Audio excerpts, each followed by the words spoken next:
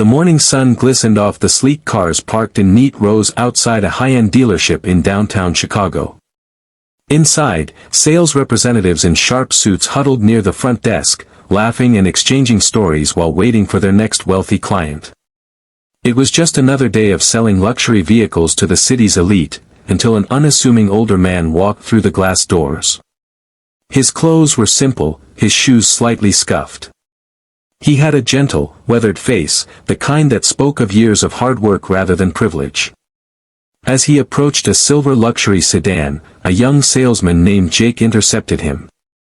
"Sir, this might not be the right dealership for you," Jake said, forcing a polite smile. "Our vehicles start at 6 figures. The man chuckled softly. "I understand.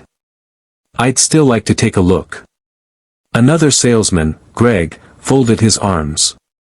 "Sir, we have high-profile clients coming in today. If you could wait outside." The man tilted his head but said nothing. He turned and left, his eyes scanning the dealership's name one last time before stepping onto the sidewalk. Minutes later, an unmistakable black limousine pulled up. A sharply dressed assistant jumped out and rushed to the older man's side.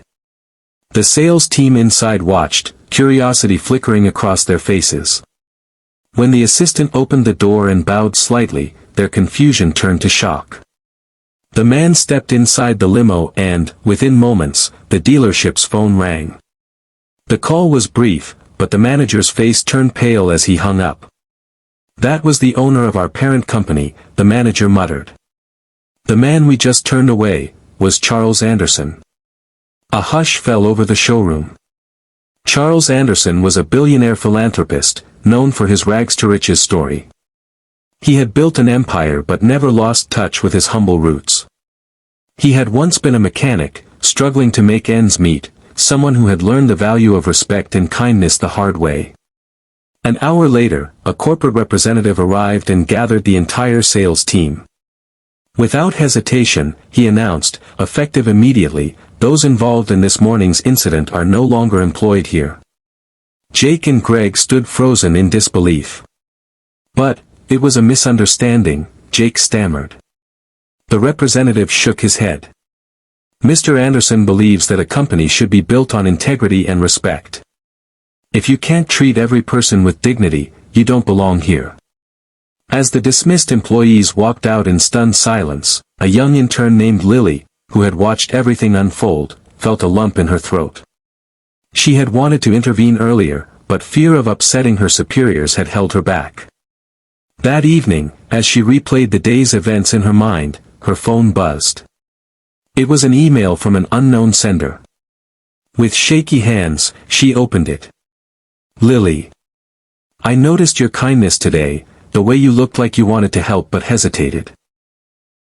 Everyone deserves a second chance. If you'd like to work for someone who values people over appearances, there's a position for you at one of my foundations. Think it over. Best, Charles Anderson." Tears welled in Lily's eyes. In one day, she had witnessed the power of humility, the consequences of arrogance, and the rewards of kindness. And now, she had a chance to build a career under a man who saw the world not through wealth, but through the lens of humanity.